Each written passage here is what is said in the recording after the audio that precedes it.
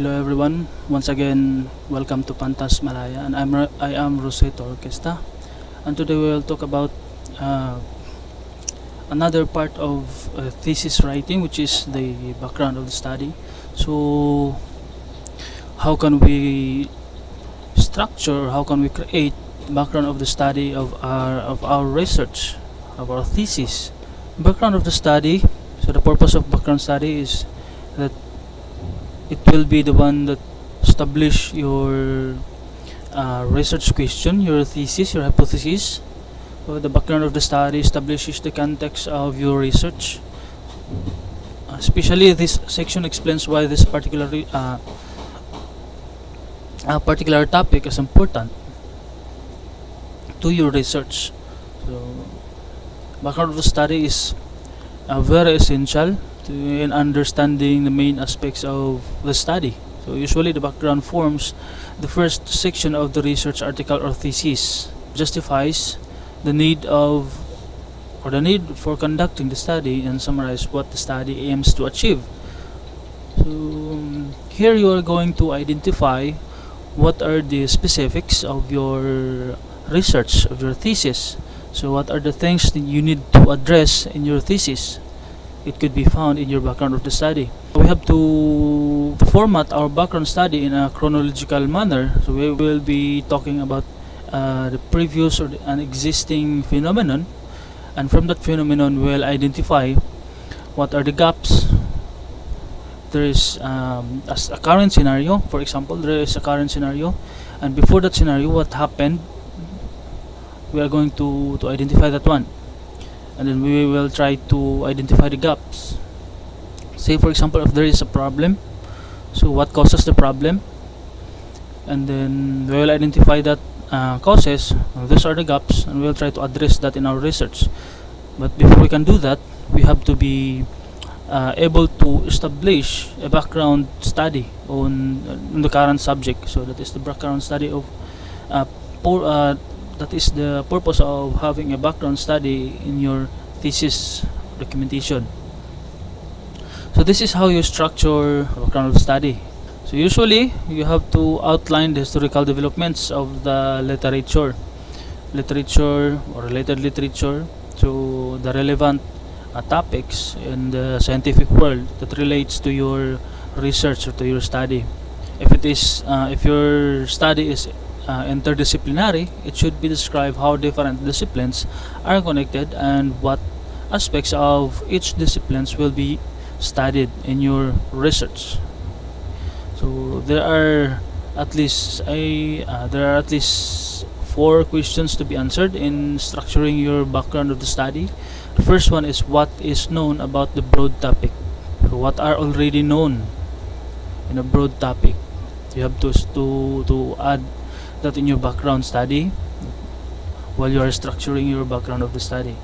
And the second one is what are the gaps or missing links that needed to be addressed. Usually these are your problems or the one you want to solve in your research. Are the significance of your study. If you want to study those gaps, so what you could achieve, what the community or the science community could achieve by addressing those gaps or the proponents. Okay. And the last one is what are the rationale and hypotheses of your study. So in the background of study, in structuring your background of study, you have to look back on what topics are already known to the public, and then identify the gaps or the missing links that you think it might need to be addressed in your research. And then what are the significance, what are the importance of solving those gaps, those missing links. And then by that you could create a hypothesis or a rationale. You will develop your thesis statement, hypothesis, and you will going to prove that in your research. But there are common mistakes in writing a background of the study. This should be addressed to be avoided. These mistakes are: number one, Don't write a background that is too long or too short. Focus on including all the important details but write concisely. Number 2, don't be ambiguous. Writing in a way that does not convey the message or the readers defeats the purpose of the background. So express yourself keeping in mind that the reader does not know your research. Third one is don't discuss unrelated themes. Try and center your discussion around the pivotal aspects of your research topic. You can highlight the gaps in the literature or state the novelty of the study and the need to conduct the study. Last is don't be disorganized. Not discussing the themes in a chronological manner can confuse the reader about the progress in the field. So try and organize your writing carefully.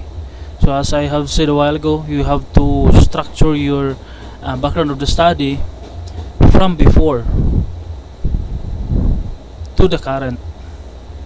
And while doing that, you have to identify the gaps and then state the reason or the benefits of addressing those gaps. And then you can build your hypothesis.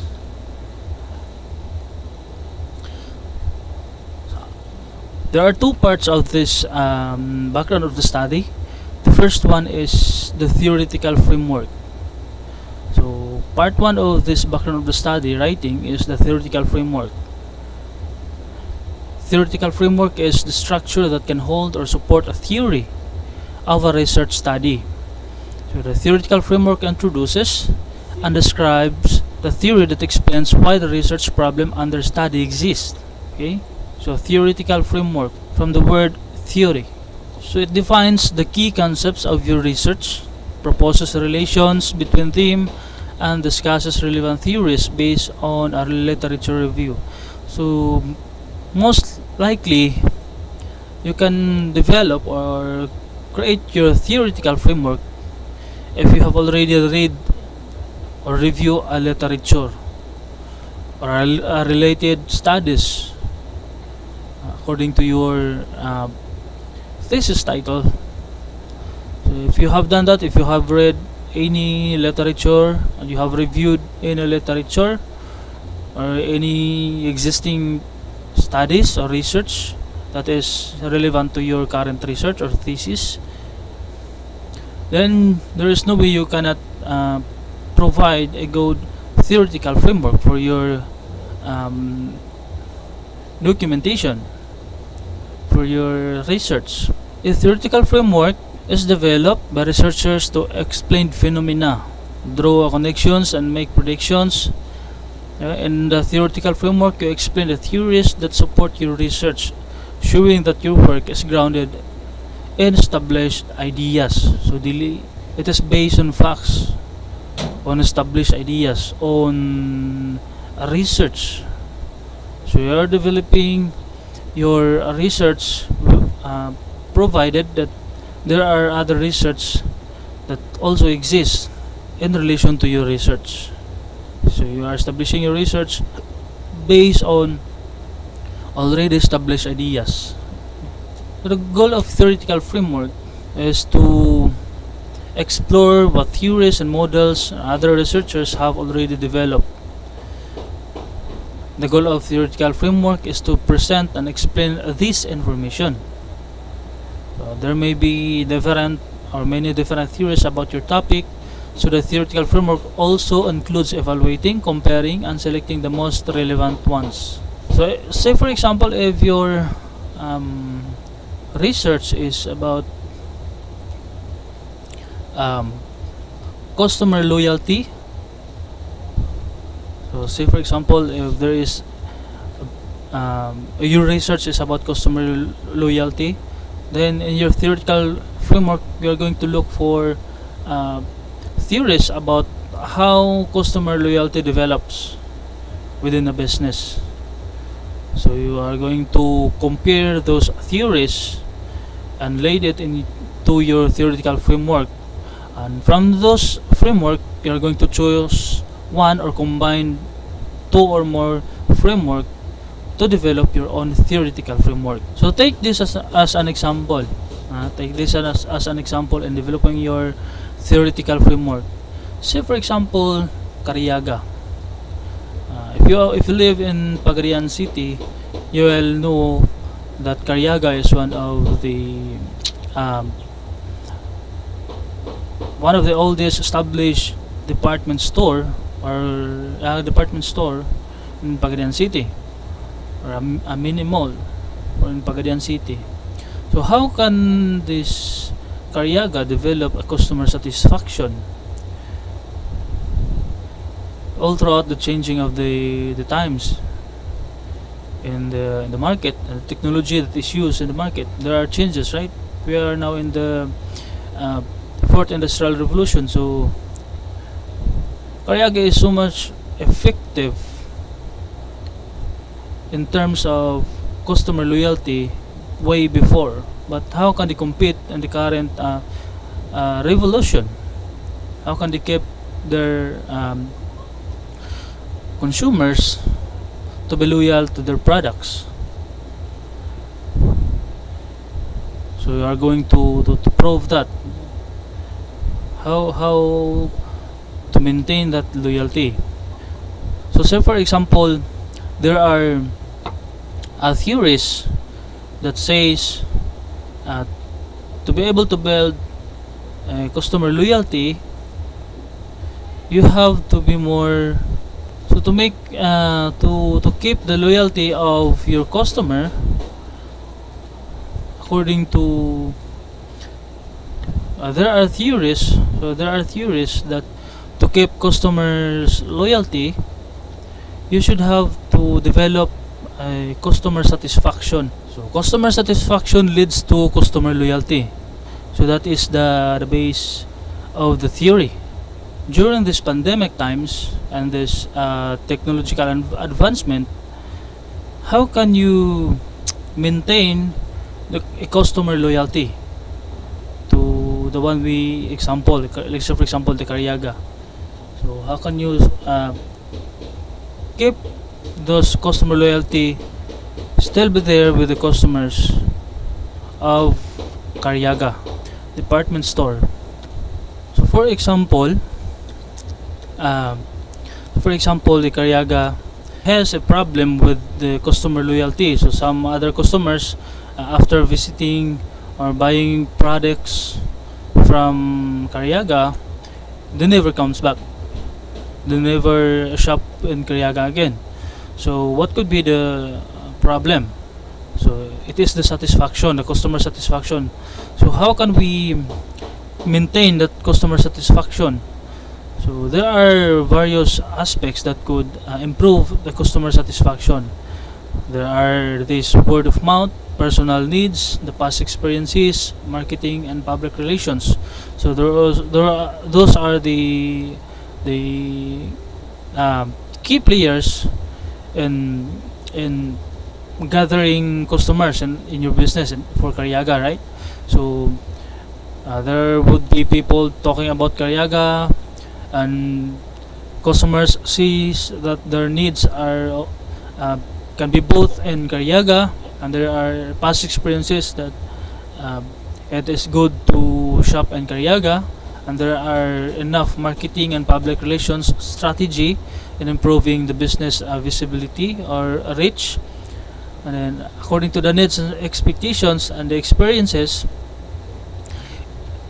if the expectations and needs are met by Cariaga, and their experiences shopping in Cariaga are good, that would develop a customer satisfaction, and that customer satisfaction will later evolve to a customer loyalty. So from marketing strategies, then the value of the products being sold at Cariaga that meet the needs or expectations of the customer, and then their experiences in shopping in Cariaga, especially with the sales ladies, the cashier, and the area. That would be the basis of customer satisfactions, and that customer satisfactions will lead to a customer loyalty. If your research is about implementing a website with Karyaga, so you might as well find out what would be the missing piece in improving the customer satisfaction for Karyaga if you want to implement an online shopping instead of just the classic way of shopping in Karyaga, which customers needs to visit the physical store and have this lengthy time of searching for products. Okay, so if research is about improving the services of Karyaga, having them to use a website and online shopping like Lazada or Shopee. The question is, how can you maintain the customer satisfaction by using that online shopping for Karyaga? So that would be your hypothesis now. That you will build your hypothesis with that now. So that is the theoretical framework. And then for your conceptual framework, so after developing a theoretical framework, you are now ready to build or construct a conceptual framework. A conceptual framework, it illustrates what you expect to find through the research. It defines the relevant variables for your study and maps out how they might relate to each other. You should construct a conceptual framework before you begin collecting data. It is often represented in a visual format, so you can do it with a diagram. The conceptual framework is written or visually represented. It is a representation of an expected relationship between variables. So variables are simply the characteristics of properties that you want to study. So the conceptual framework is generally developed based on literature review of existing studies and theories about the topic. So as I have said, you have to read a literature review first before you can build your theoretical framework, your conceptual framework. And these two are the key concepts of your background of the study. For example, you want to know if students who study more hours get higher exam scores. Now, to investigate this question, you can use methods such as an experiment or survey to test the relationship between variables. But before you can start collecting data, you construct a conceptual framework to show exactly which variables you will measure and how you expect them to relate each other. There should be a conceptual framework first before you can start collecting the data. You cannot prove your information if you have not built or construct a conceptual framework. So you have to do that first, a conceptual framework. The concept of your research. How are you going to treat your data within your research? Okay. So with that example, if you want to test a cause and effect relationship, we need to identify at least two key variables, the independent variable and the dependent variable. So with our example, according to the higher exam scores between students who study more hours, so there are the expected cause is the hours of study, is the independent variable, and then the expected effect, the exam score, is the dependent variable. So the exam score depends on the hours of study. That is our concept. So the higher the hours or the longer the hours of study, the greater the score is, the bigger the score is. So that is our concept. What we have thought, that exam score depends on the length of or the hours of study of the student. So in other words, exam score depends on hours of study. So our hypothesis is that the more hours a student studies, the better they will do on the exam. Back in our example a while ago about the Karyaga, so we could build a hypothesis like based on the customer satisfaction. So this trying times or the pandemic, during this pandemic, we can increase or maintain the loyalty of customer in Karyaga if Karyaga can provide an online service like a website where customers could shop through online. So customer will order items online and have them delivered and the residents conveniently. So with that, we can satisfy and increase the satisfaction of the customer of Karyaga, and thus it will improve the loyalty of customer on department store. So it's not enough that we identify the uh, dependent and independent variable in our research. So it's not enough. We have to also identify um, other variables that might influence the relationship between our independent and dependent variables. So some common variables include our moderators, mediators, and control variables. So for example, with our example about the grade, the scores of the student, that we build a hypothesis that the longer the hours of study of the student will result to a higher score in the exam. So what could be the moderating variables for that? So our dependent variables is the exam score. It depends on the hours of study. Thus, the hours of study is the independent variable. Now we'll explain the framework by adding a moderating variable, or the moderator. So a moderator alters the effect of an independent variable has on the dependent variable. So how can it be possible that even if the student is having a lengthy time in study, hours of study, but still got low scores during the exam? So the moderator changes the effect component of the cause and effect relationship. So this moderation is also referred as to the interaction effect. So in our example, we expect that the number of hours of a student's studies is related to their exam score.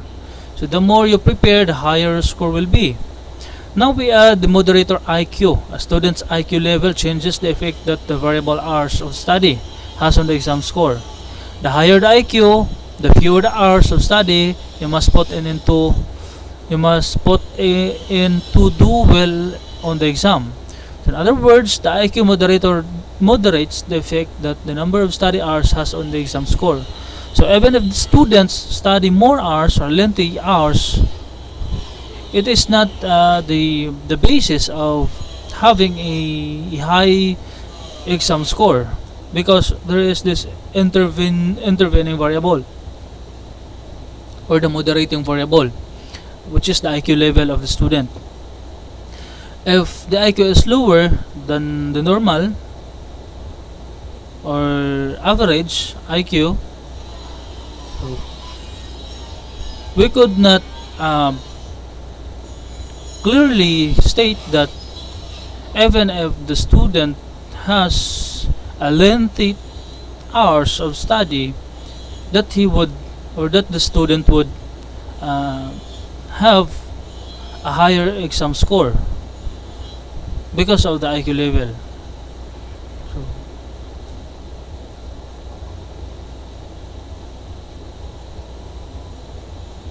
So that is the moderating variables, for example. And then we also have a mediating variables. So other than moderating variables, we could also include a mediating variables.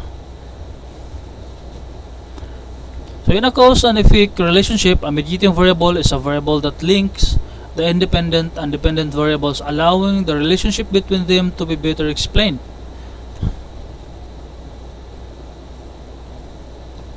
So for example, if our independent variables is the hours of study, and our dependent variable is this exam score, then our mediating variable is the number of practice problems completed.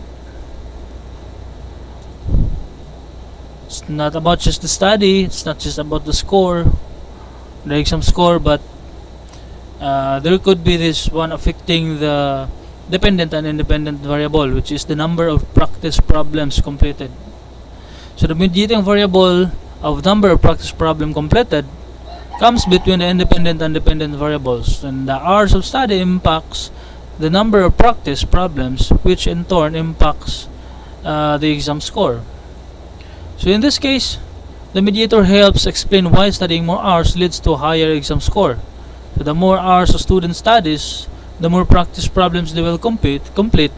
The more practice problems completed, the higher the student's exam score will be. So if if the student has a low level in IQ or low level IQ, but continues to practice or having a lengthy hours of practicing problems,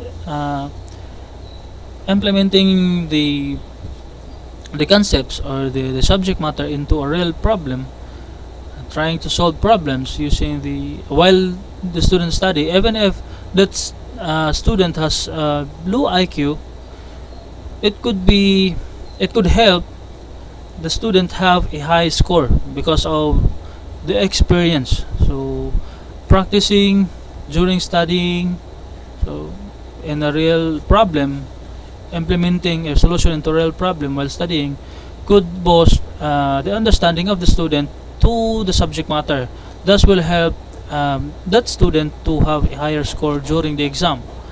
Okay. So in this manner, in mediating variables, the IQ level does not affect the score, but the number of practice completed by the student during a lengthy hours of study.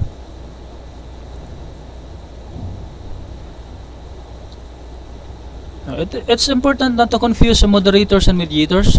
To remember the difference, you can think of them in relation to the independent variable. So a mediating variable is affected by the dependent variable, and it affects the dependent variable. So therefore, it links the two variables and helps explain the relationship between them. While a moderating variable is not affected by the independent variable, even though affects the dependent variable. For example, no matter how many hours you study, the independent variable, your IQ will not get higher. Then there are these control variables. So to test a cause and effect relationship, we also need to consider other variables that we're not interested in measuring the effects of, but that could potentially impact students' exam scores. So these are control variables. So variables that are held constant so that they don't interfere with the results. So for example, it is likely that if a student fails L, they will get a lower score on the exam. Therefore, we'll add health as a control variable. If our dependent variable is the exam score, our independent variable is the hours of study, and our control variables is the health. Even if previously the student had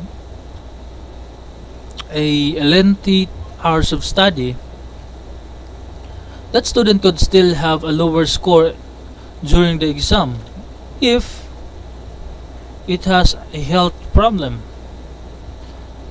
If the student is sick, it's not feeling well, so even if that student had studied a number of hours, a lengthy hours, it could possibly that student could possibly have a lower score during the exam because of the health problem. It will greatly affect the concentration of the student during the exam. So that is the control variable.